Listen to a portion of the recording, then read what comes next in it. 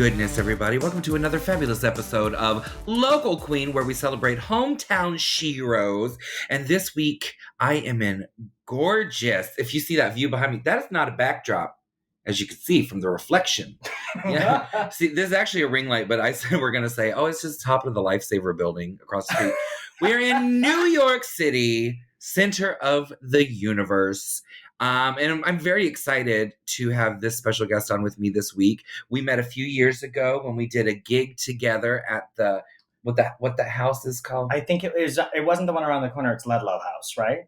Ludlow House? It's Soho House, but it's like Soho House. It's the sister. Yes. Yeah. So it's the Soho House. We did a gig for them, which was really fun. And we bonded over our love of cooking and food and all such things. So please put your hands together wherever you may be for the beautiful and talented Jacklynn Hyde. This is me imagining it. Isn't that good? Yeah. That's nice. Yay. Hi. Hi. You look wonderful. Thank you so much. I didn't dress up in drag for this, and it feels lovely. You're not in drag? No, this isn't it. Although I did put on a little makeup because you said and now I'm like, I'm not used to boy makeup, but you can see it right here. If you watch it's going to be on Apple TV, right? Yeah, I was going straight to Paramount Plus. Oh. Yeah, it's a new spin-off of Drag Race. Yeah. Great. And so now everyone's going to get to see that I don't know how to put on boy makeup. Well, I don't either, obviously. Look at this rosacea right here. That's fine. It's fine. It doesn't matter. Nary a brow to be found. Yeah, absolutely. We look like creatures from the deep. Yeah, but that's I think, important for fans of drag to really embrace. Because I like them thinking that underneath we're equally gorgeous. I like that being I don't think we're not. Yeah, you're right. It's just we're hairless. We're hairless. Yeah. Well, only here. Yeah. Only here. And I have to keep the nubs. How do you shave them completely off? Well, so when I shaved mine off, because I'm blonde, this is my natural hair color, and when I shaved mine off, I walked into my roommate's, I walked into his bedroom, and I was like, look at me, I'm a monster! And he looked at me, and he said, I don't know what's happening right now. Like, he just thought I was going insane, but I shaved him off, and he couldn't even tell. So I don't miss them too much. Yeah. Until I'm, on a date, and I assume that they know what I looked like before. Do they not? No, not How do you get your dates?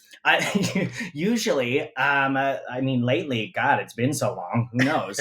But I did get one recently through a show, and that's always weird. Like, you're at a show, but I purposefully leave a few boy pictures in my Instagram, and now since quarantine, there are a bunch of me out of drag, starting the video and then getting into drag. Uh-huh. So they can at least stalk me a little bit before they talk to me and see whether or not I am worthy of their love. That's terrible. I know. It's such a sad way to put it.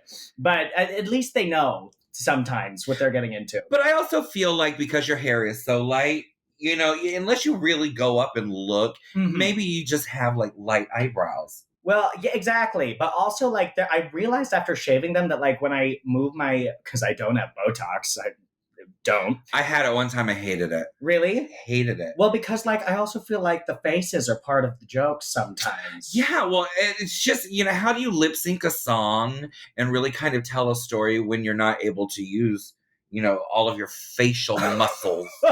Exactly. You got to be a dancer, and I'm not that. I am only an erotic, exotic dancer. A private dancer. A dancer for money. Yeah. That's the slow stuff. But even then, I can't. My hips don't work.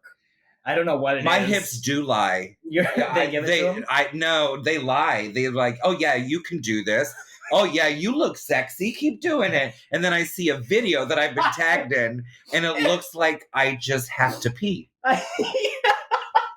That's exactly what I look like. I just did a charity event on one of the piers over here. And at some point they were like... A charity event. Yeah, exactly. I did it for nothing. And I went over, and at some point they had me doing they had cheerleaders, and they were like, volunteers, get in here. And naturally, whoever's promoting, who's saying we need volunteers, they see you in drag and they're like, she's down for anything. And They dragged me in and we're supposed to like follow along with the cheerleaders. And I am 2 steps behind, but I thought I was killing it. And then I saw a video and I look sad. Without the pom-poms, it would have been a real sad video, but I shared it. Well, I have always learned not to trust myself whenever it comes to choreography, because usually when I think I'm doing it right, I look awful. Yeah. I look like... Because you can see yourself thinking. You see that in the videos? Yeah, and I look like, what's her name from I Dreamed a Dream in Times Gone By? Anne Hathaway? No, not her. I never look like her. God, I wish. Everyone is gonna hate me for that. Was it Britain's Got Talent? Oh, Susan Boyle? Susan Boyle! Oh my God! I look like Susan Boyle performing in a community theater production of Showgirls the Musical. But if I get out of my own way and I'm like, no, you are completely wrong, do it the opposite way of what you think, then it usually looks right. What do you mean? How do you do the opposite of what... I don't know what you mean. Well, like instead, like in my head, if I'm like, all right, we go on the 2 and the 4. And then I go, no, you're always wrong when you go on the 2 and the 4. Go on the 1 and the 3. Oh, so timing wise. Okay. Yeah. See, I don't even get that far. Dancers hate me because like, the second I mess up one thing, I make it a joke that I don't know what. So I just spit. I just spit all over you. No, I made myself laugh. I made myself laugh because I've done this a few times with a co-host. If you keep spitting, you will never be popular. Just keep.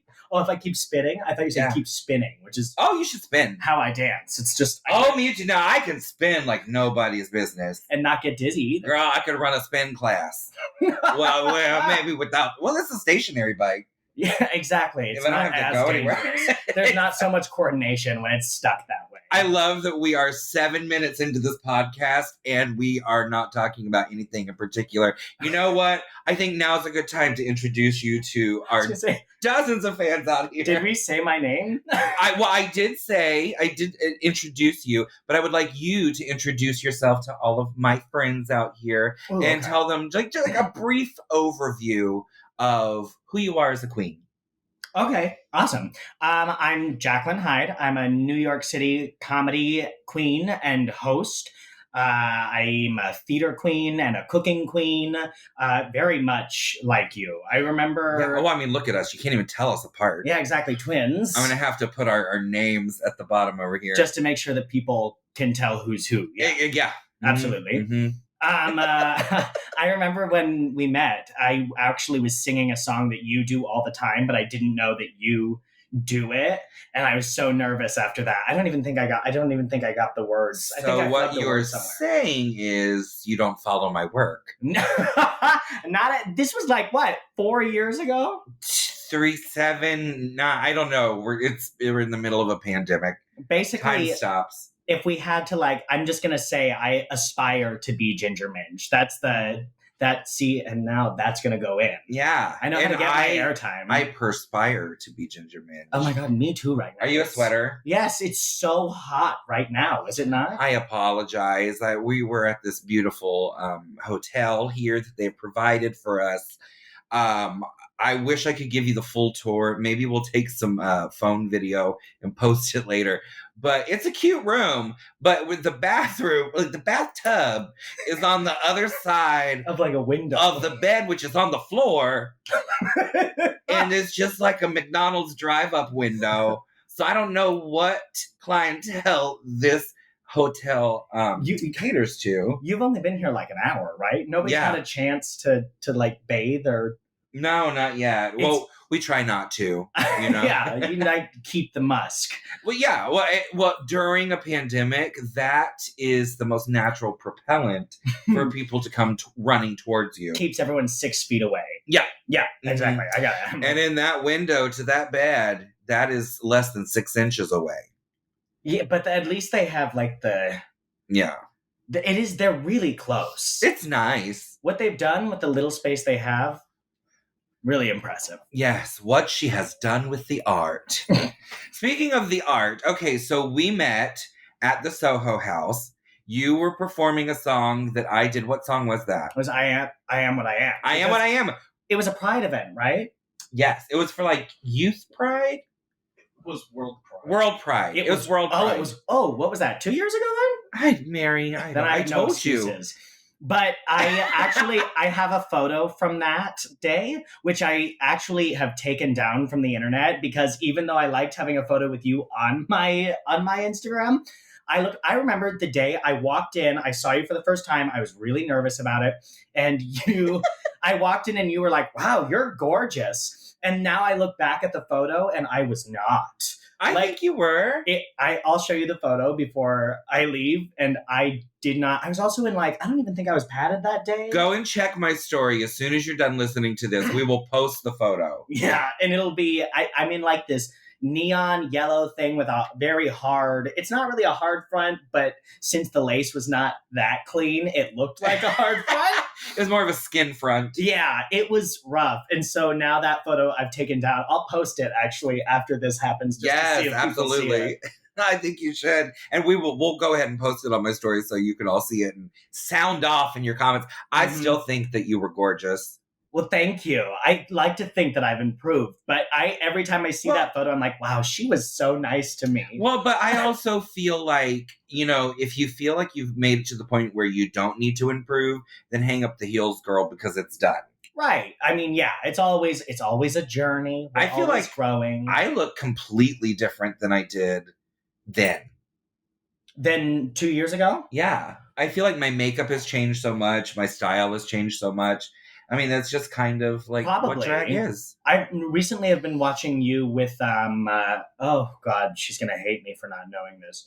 I've also met her. You're doing a cooking show. Oh, Jiggly. With Jiggly, yes. You've been doing a cooking Mrs. show Jigglesworth. with Jiggly. Those outfits are some of my favorite outfits. I want those ones. Thank you very much. Well, that's because much like all of our digital shows during COVID, it's just from the tits up.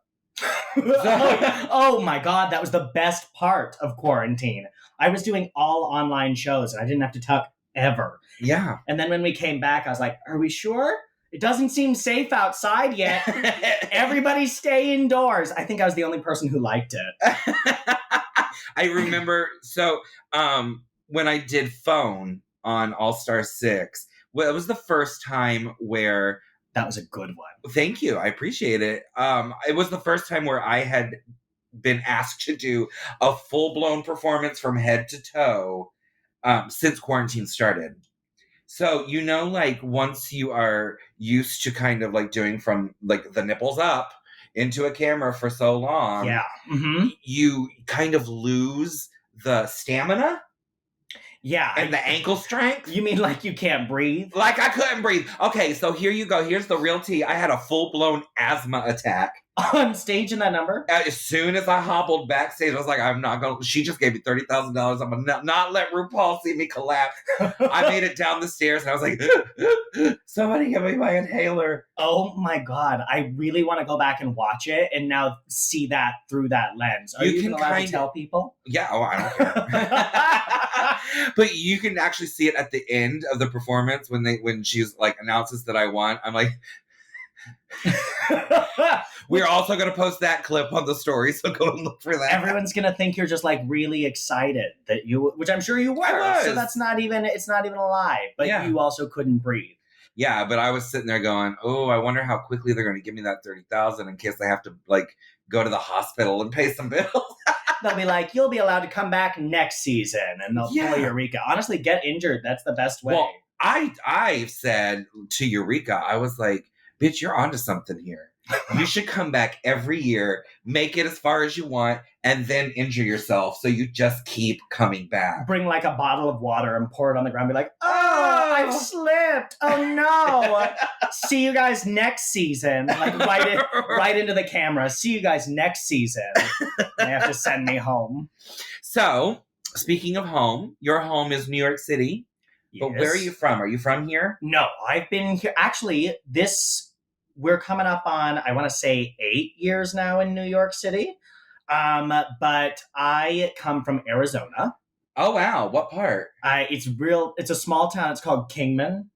Kingman. It's always it's fun to tell people because the few people who have been there or know it are like, oh, it's, it's small and it's, Arizona. It's very Arizona. It's very dry. But yes, Very it's very hot. dry, very hot, and very red. Red state. Yeah. Well, I'm convinced that's because of all the nosebleeds. Yeah, absolutely. Because of I had to leave. If you look at me like I'm the whitest person, and my lips were always chapped, my nose was I was not a fun child to be around, or probably have. But so sorry, Mom. But I finally got out, and when I landed here, I was like. Like it's an adjustment. Moisture. Yeah, I was like, oh my God, I'm swimming right now. I'm sweating all the time. That's new now. I'm not really good in any climate. I'm just born to be uncomfortable.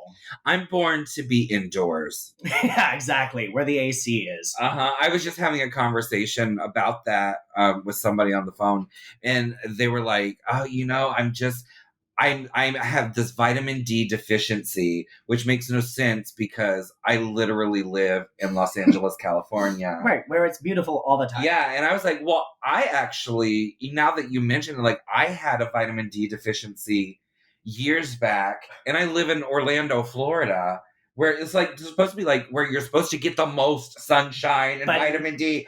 I don't go outdoors. Not in the humidity in Florida. Absolutely not.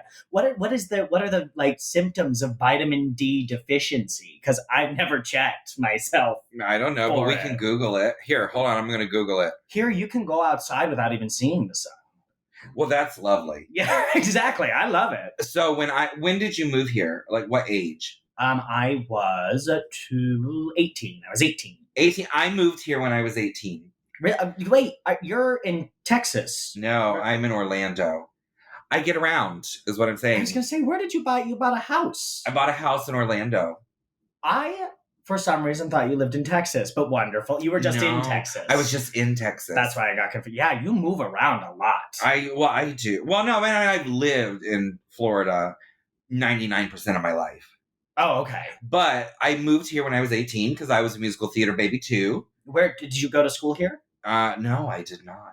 Oh, I went to school, but honestly, theater school, I went to theater school and then cooking school here, both of which you don't really necessarily need to get into either industry. Yeah. Well, my husband, he went to CIA. Oh, really? Yeah. Oh, and they're going to see me looking over here. That's fine. They know he's always working around. That's cool. And then you didn't study that either, right? No. Officially. No, I've never been much of a school person. Neither am I, but both of my parents are teachers. So I always felt like I kind of had to. I have a lot of teachers in my family, and I think that that's what taught me. That it's nonsense. If you want to do things that are creative and artistic, you can't really be taught that. You can be taught techniques that will help you, but you either have the talent or you don't. Yeah. And so I was very poor. Like I grew up really poor. So I didn't have the money to just be like, okay, I think I'm going to go to theater school now or cooking school.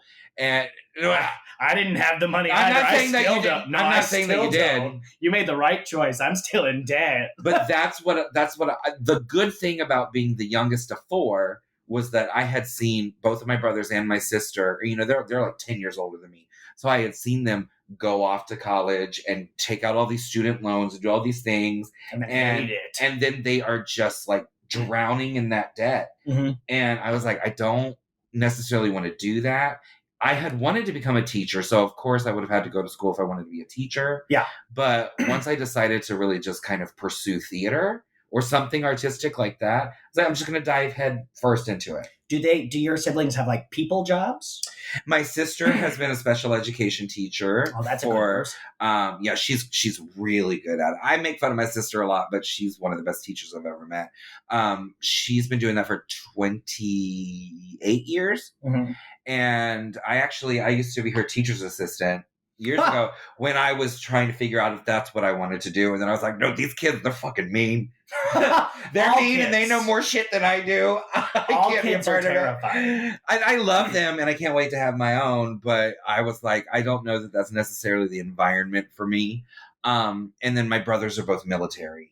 Oh, okay. So, but they actually, they know how to do anything and everything because they ended up going, they went to college and did like their regular stuff, and then they went, okay, if I'm going to specialize in anything, I'm going to go into the military so that I don't have to take on more financial. And then they can, yeah. Good plan. Yeah, a great plan. It's worked out, and they've been career military, so they've both been in it for over 20 years. It's so funny. I wonder what it's like. I mean, because do your sister's students know who you are? Like, do they follow Drag Race, or are they very young? Well, they are very young. I don't know because I've never gone into her class like in years and years since I've been who I am. But my nephews, who they live with us, well, our oldest one just left for the military.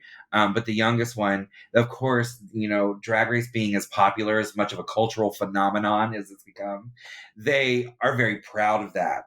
And so they let other people know. And then all of a sudden, they're super cool. Well, then they're like, Uncle Josh, can you come pick me up from school today? And then you drive up and there's just a whole, like... a crowd of people. Gaggle, like, oh, hi! It's the teachers, it's the students, it's the mothers. And they promised everyone a photo shoot. It's cute, though. Could you throw on some makeup and pick me up from school? All right, so... these are the symptoms of vitamin D deficiency. Vitamin D is an extremely important vitamin that has powerful effects on several systems throughout your body. Unlike other vitamins, vitamin D functions like a hormone. Emphasis on whore. Every single cell in your body has a receptor for it. Ooh. It's also found in certain foods such as fatty fish and fortified dairy products. I am a fatty fish. I was going to say, a fatty fish, I get enough of that. Though it's very difficult to get enough from diet alone. For most adults, the recommended dietary allowance, RDA, for vitamin D is around 600 to 800 IU. But many experts recommend getting even more than that. Vitamin D deficiency is very common. It's estimated that about 1 billion people worldwide have low blood levels of the vitamin. What are they? Oh, then I absolutely have to have it. Here are some of the most common risk factors for vitamin D deficiency. Having dark skin, being an older adult, being overweight or having obesity. I mean, I feel like that's... I was going to say, these don't seem like symptoms. Not eating much fish or dairy. This is just what you should do. This is the causes. The causes. The causes, just being old. Okay, fine. You just have to keep scrolling. Sorry. This is one of those clickbait things. You just have to keep going. So 1, being sick or getting infections often. Okay. Fatigue and tiredness. I have it. All the time. All the time. Just sold. Bone and back pain. Yeah. I have that. Hence the bad dancing. Depression.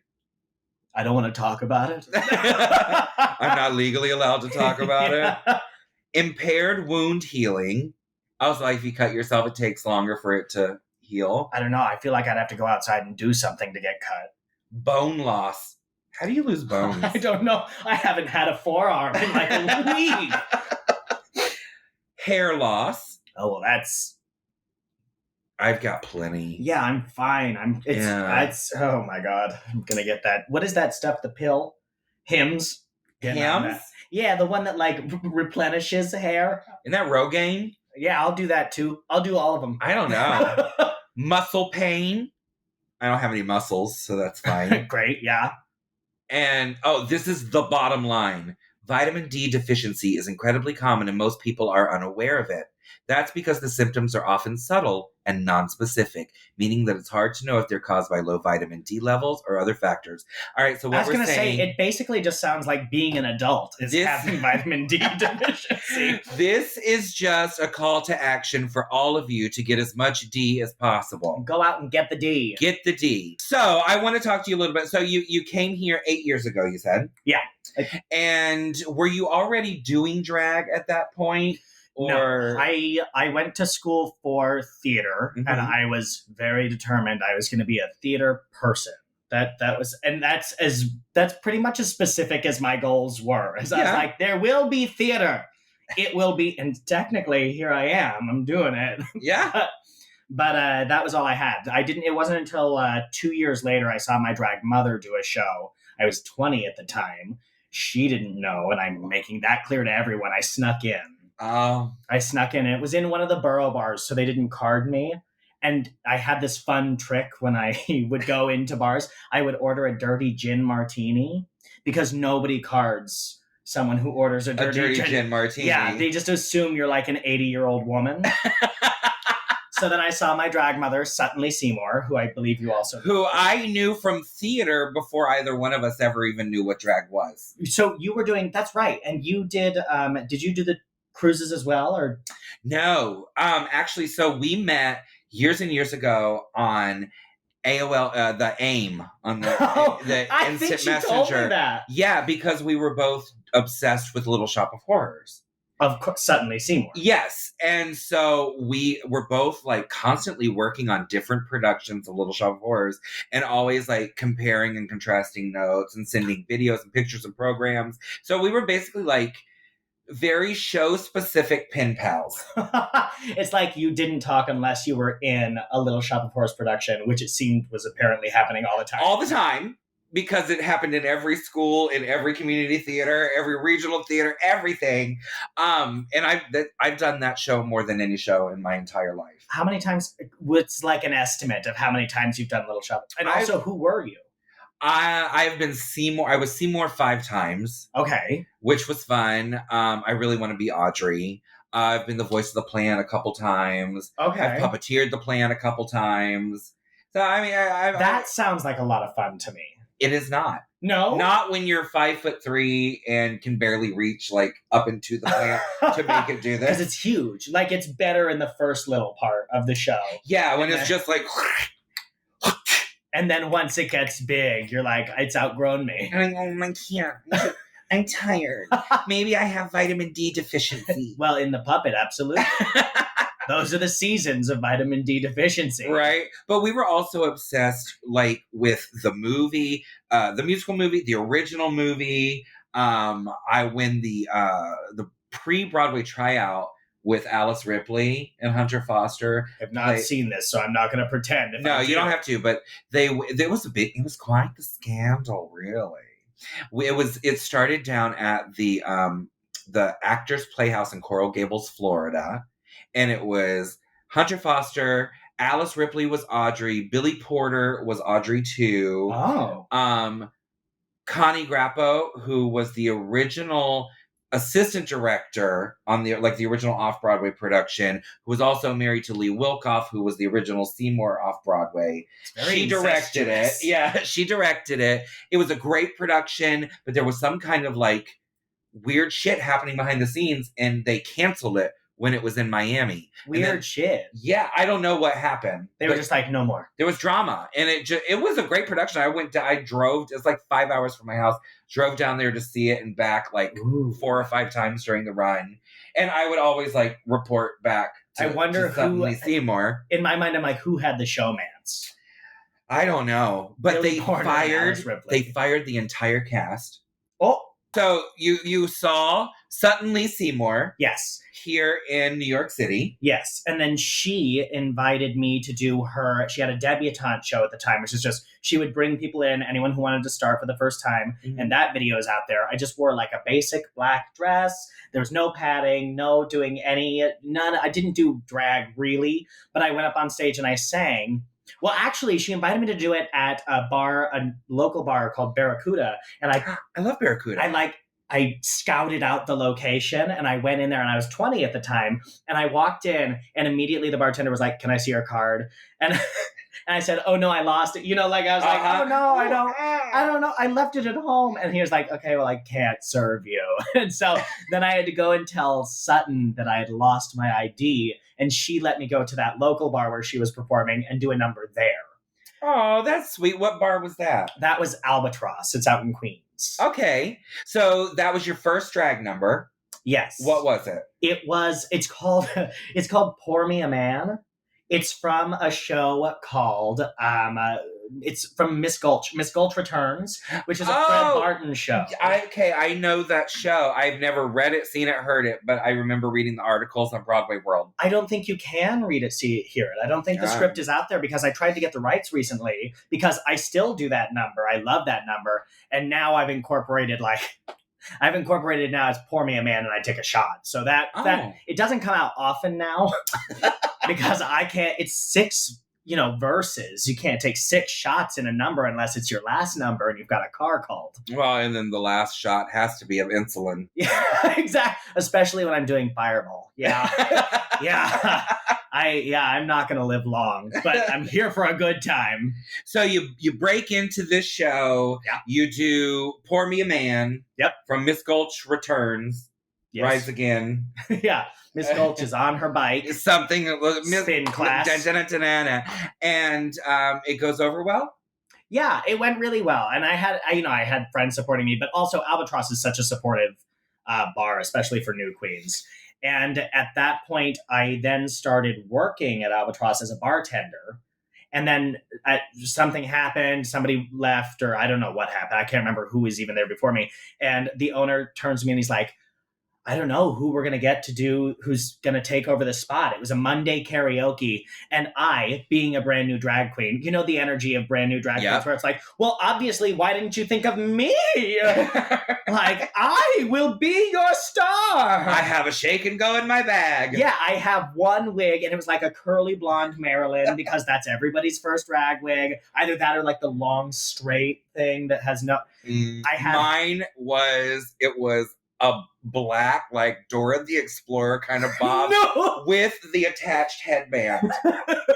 Wait, like it was specifically for Dora? No. Good. This was before Dora the Explorer really kind of was a thing, I think. But it had like it was like one of those things where like the girls put it on when they have to go through the airport and they don't want to bother with their real hair. So it has like that sweatband attached to it. Oh. Because, a lace front was not a cheap thing to get. And I didn't even know that those were like when you start, you don't know there are different kinds of wigs. People will now reach out to me and be like, hey, I'm getting a wig. And I'm like, you don't even, okay. You don't know. There's just so much to learn when you're getting into drag. So I had that little blonde Marilyn, I had the one black dress, and I think I had like, I had like 2 pairs of tights from like Walgreens. And I was like, I will do it. I'll be your star. And they gave it to me because I'm at least fun. Yeah.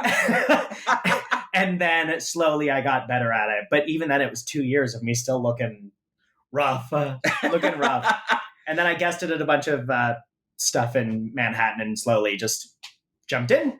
Yeah. And so that was your first hosting gig. Yes. Is that something that you are like naturally drawn to as a theater person? Like being a hostess? Yes. It's my absolute favorite thing. And actually, you know what? I worked in a straight Irish bar first.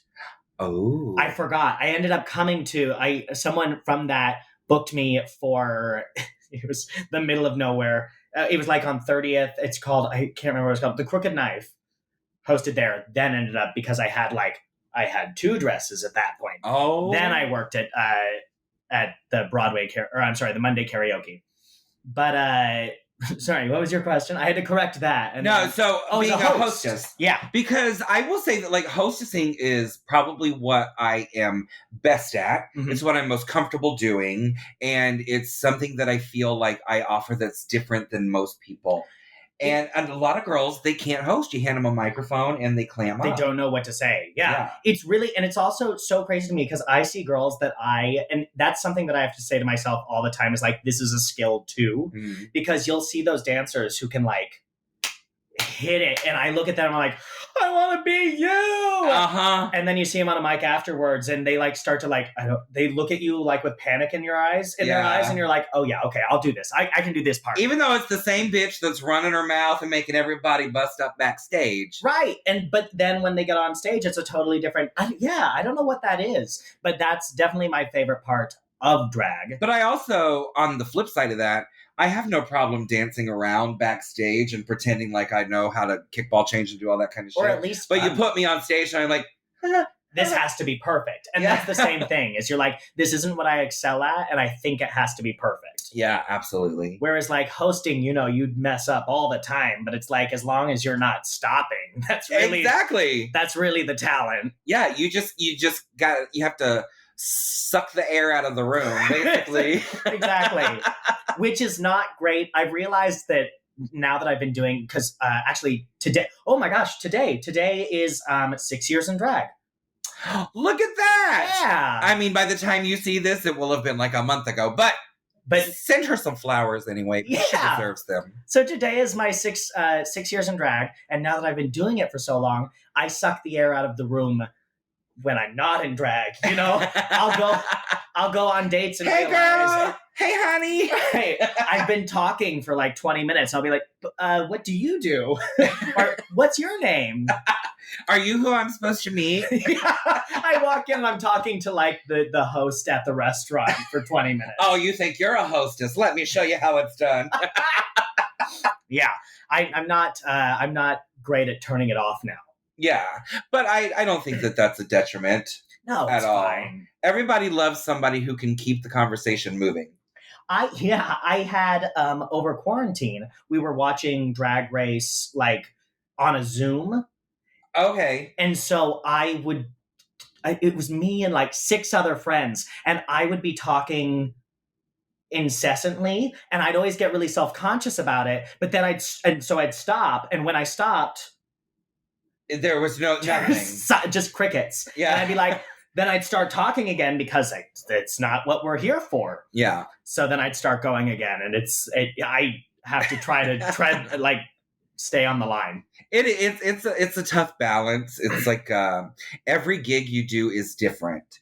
It's like, you know, if you go out there and you do a Beyonce number, you know that whether you are in Pacoima, Poughkeepsie, or fucking Pakistan, it's going to go over well. People are going to be like, yes, we love Beyonce. But humor is so subjective and conversation is so personal that every time you step on stage, even if it's in your home bar where you have been for years and years, it's a different experience. You've got to know so how often do you involve the audience? Because I find constantly. Yeah, I find that I want to talk to the audience, get to know as much of it as possible so that I can make them feel like they're part of it. This podcast is my hosting style. I literally just talk to people. Yeah. I want to get to know them and know about their day, spotlight them a little bit. And I think that's what makes it so easy, though, is being able to talk to people and being okay with giving up the spotlight a little bit. Mm-hmm. And that makes it a lot easier to host, because if you're not willing to do that, then you just have to talk in circles for an hour. Yeah. And I've had a lot of people approach me to do stand-up comedy, which I did at one time and was the scariest thing I've ever done. It went well, but the second it was over, I was like, I'd never have to do that again. Yeah. And people are like, I don't understand it. I don't get it, because what you do every night is stand-up comedy. I was like, no, it's not. No. And I've been thinking about that lately because somebody asked me to do it once at like a comedy club, and it wasn't like people liked it, people laughed, but it's not like you can tell when people are like, it's not. I'm not a stand-up comedian, but I've recently wanted to try getting into it because I think it's a great skill, and I think it wouldn't hurt. It can only enhance how you host. But yeah, stand-up comedy is a completely different animal, and I don't know how they do it. Well, I have a lot of friends that are very successful at it, and I applaud them because, yeah, I think it's something that I could learn to do, but I don't know that I would ever learn to be completely comfortable doing it. Yeah. Because it's also a little more personal. You know, it's a little bit more about you and your story instead of trying to talk to other people. Yeah. Do you have any like things that you say sometimes that it's like if you're trying to get back on track with your audience, there's like a joke that you can fall back on? Oh, yeah. Oh, yeah. I've got an outline script in my head. I have bullet points. I won't say it's a script, but I've definitely got like a Rolodex in my head of dad jokes that lets me go, da, da, da, da, moving on. Yeah. And there's like, I feel like stand-up comedy is all that. So the thing that I think would just ruin me is doing the same set night after night. Night after night after night. I wouldn't be able to find it. They're able to like still make it funny. And fresh. And I would be like, I'd be the guy, like the Bueller guy. I wouldn't be able to do it fun. Yeah. Well, and I think also us as theater people, I'll speak for myself. I feel like something like stand-up comedy, it's more of a monologue. So it's hard not to rehearse it to the point where you want it to be so perfect that it's a little too perfect. Yeah, and yeah, exactly. And I feel like I wonder how much of that they go off script. Mm-hmm. And like, because some comedians will like put in places where they now talk to the audience. I've seen that, and that would be also scary Yeah. because now I just kind of make fun of people. Stand-up comedians can't do that.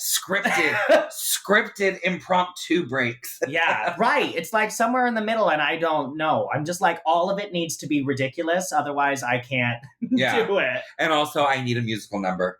Yeah, something where I'm like, okay, well, this is not. Is this thing on? Let's do a number. I know you've been sitting here for 45 minutes, but now I'd like to bring the room down with, I'm going to sing 50% from Ballroom.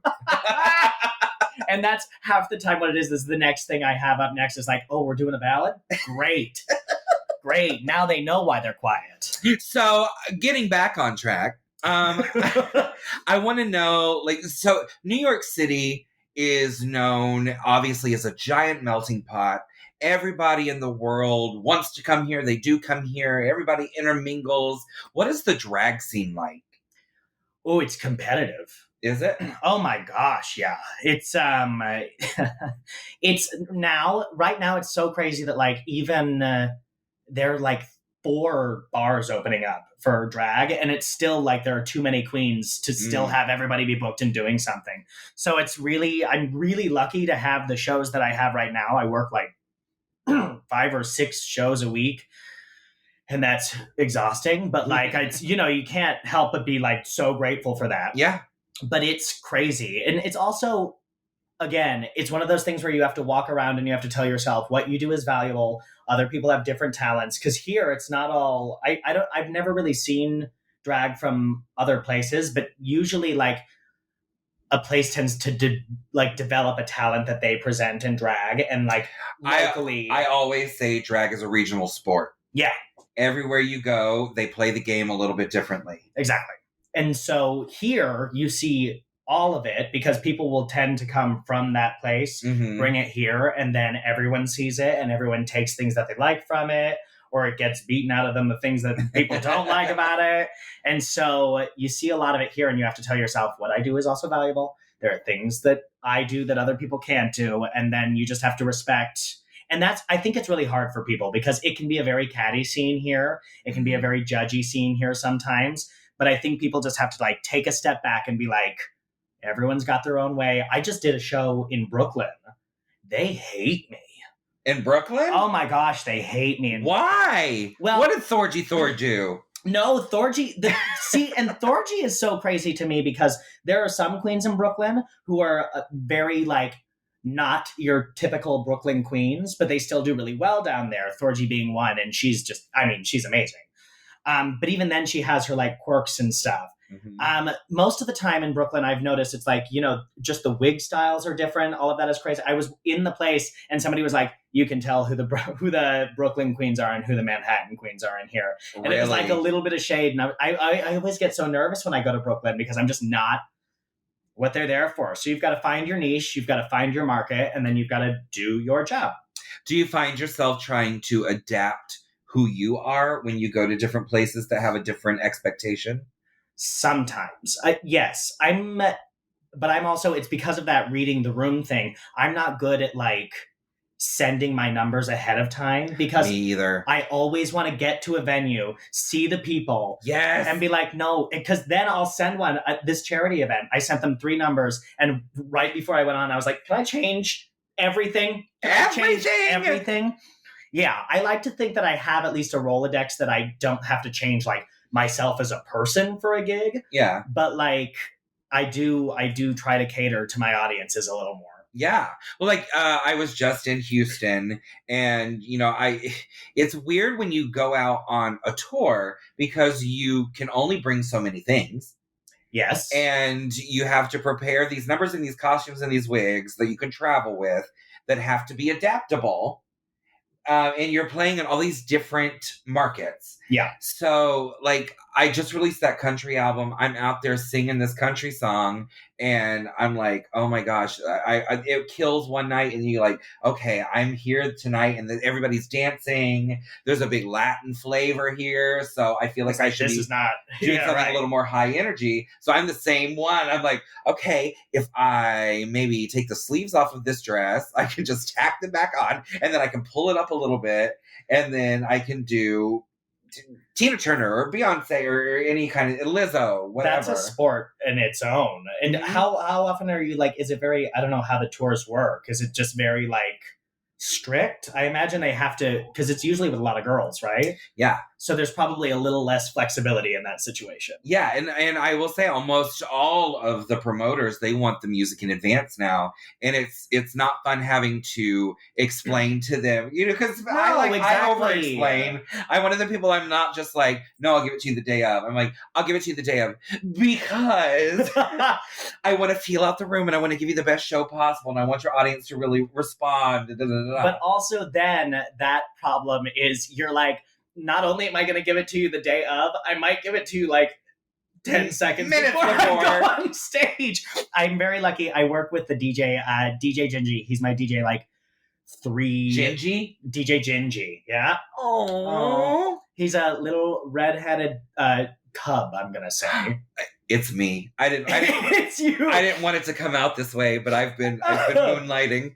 Yeah, you fly back every time. Every day. I work with him 3 shows a week, and he knows me at this point where I'll say a little something, and I'll turn to him and be like, "Can we do?" And he'll say the thing to me, and I'll be like, "All right, well." He knows where I'm going, and so he just has all of my songs on his computer. If he wanted to, I'm pretty sure he could just become me.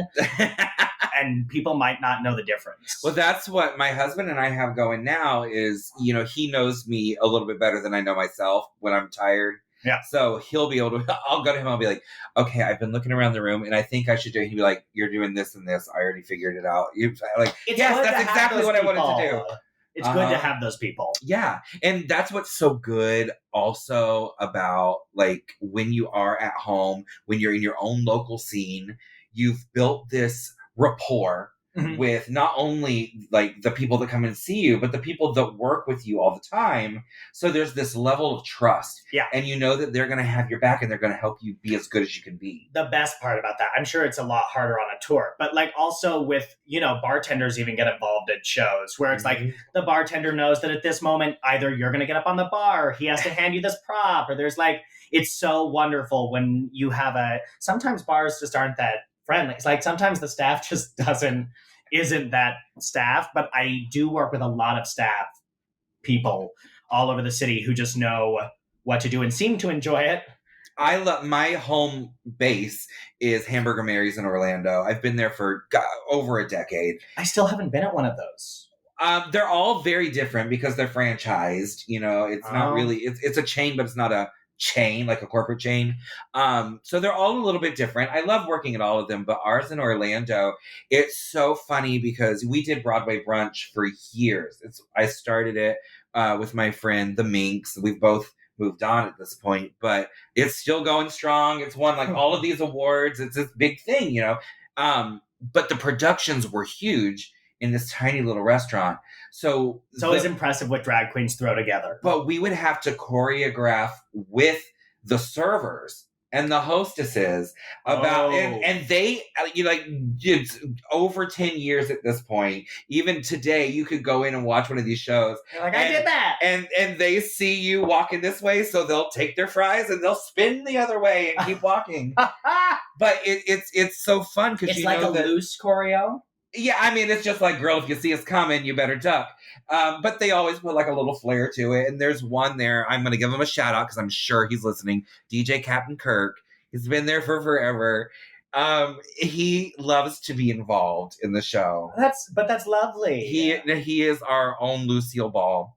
And he will walk up when we're doing like The Little Mermaid. And he'll walk up with the spray bottle from the kitchen and just Or he came up with bubbles one time. We do a show out on Fire Island where we do My Heart Will Go On, and the bartender will come up and throw a bucket of ice at us, and it gets everywhere. But it's always, it's one of those things where you take a risk and then the audience is like, oh! Uh-huh. But yeah, it's always fun to have people like that get involved and do the stupid little things with you. It makes it a lot easier to do drag. Well, we have jammered. That's the medical term. We have jammered on. Jammered? Jammered on. I was like, I thought you were talking about another number that you do. It's part of my vitamin D deficiency. We are at 52 minutes, so we've got 8 minutes before we have to wrap this up. But I have 4 questions that I asked all of my guests, and I want to ask you right now. 8 minutes? Okay. Yeah, we could do this. We can do it. Hell, we could have 7 more conversations by then. Question number 1. What is your definition of a local queen? Ooh. I feel like a local queen here. It's hard because local queens get booked for so much, but and so much big stuff. But I'd say honestly, I still think of local queens as just people who haven't been on Drag Race. Is that a very broad definition of it? Yeah. Or local queens, I mean, at least from the city. Like a Philadelphia queen, I don't think of as a local queen here, but there I think of them as a local queen. So I guess a local queen is just anyone who can be seen in my area.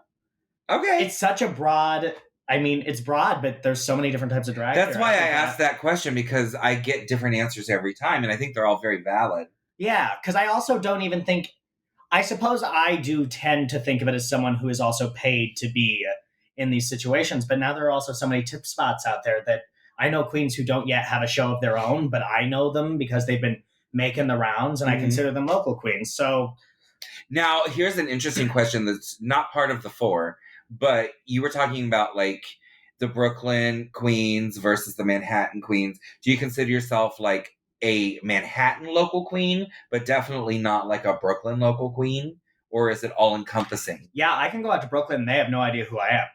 Here, people tend to know who I am, but out there, no. And also, I don't even consider myself a Queens local queen anymore because I don't work anywhere in Queens. I live out there, but I don't work anywhere. I just basically am a patron out there.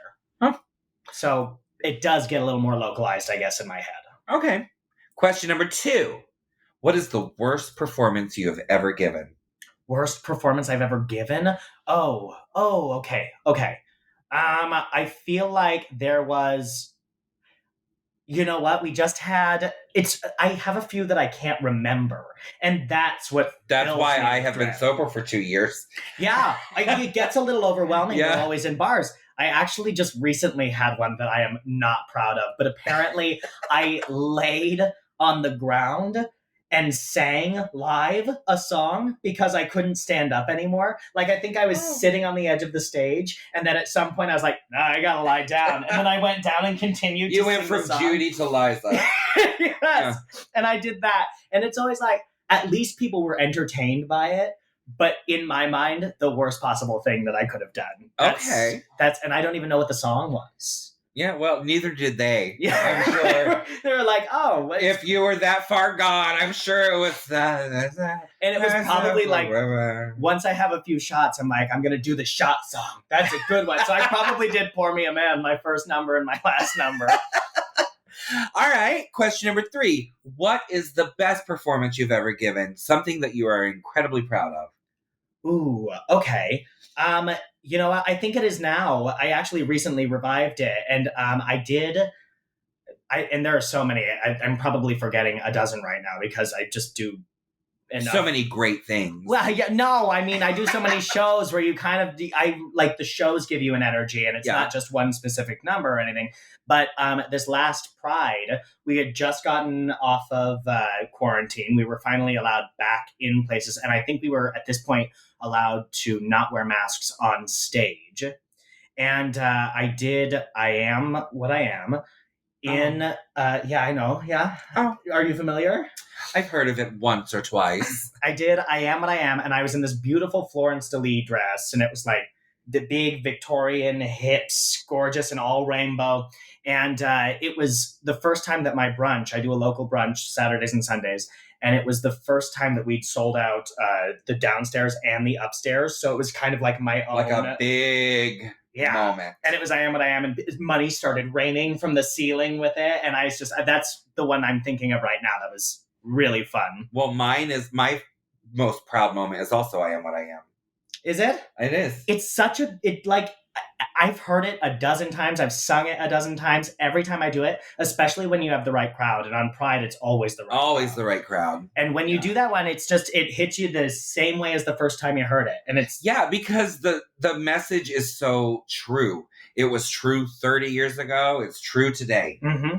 And unfortunately, it's a fight we're still all fighting, you know? Yeah, and it's also one of the few ones I think that is super specific to drag queens. Mm-hmm. So, like, when you sing that one, it's one of the only ones that you don't have to, like, rework the message in your head to make sense for you. Yeah. So that one's my favorite one recently, yeah. Wonderful. And question number 4, what would your advice to an up-and-coming local queen be? Ooh. I'm going to say learn how to talk to people, but also I feel like the one I think all the time is put in your time. Yeah. And I know we're not ever going to stop. Like I said, when I got my first hosting gig, I was like, obviously me, I'm a star. But I feel like a lot of people want to jump from like, I'm doing drag in front of my mirror at home straight to like, I'm the show hostess of, I book every show. I'm the show director. I'm famous. And while it's like infuriating to have to like be patient and wait and put your time in, I feel like one of the valuable things about this community is that we, help people grow and we lift them up. And then when they're ready, they get all the work and they're great performers. But yeah, definitely patience and put in the time. Yeah, I agree with that. I completely agree with that. Nobody in the world is a true overnight success.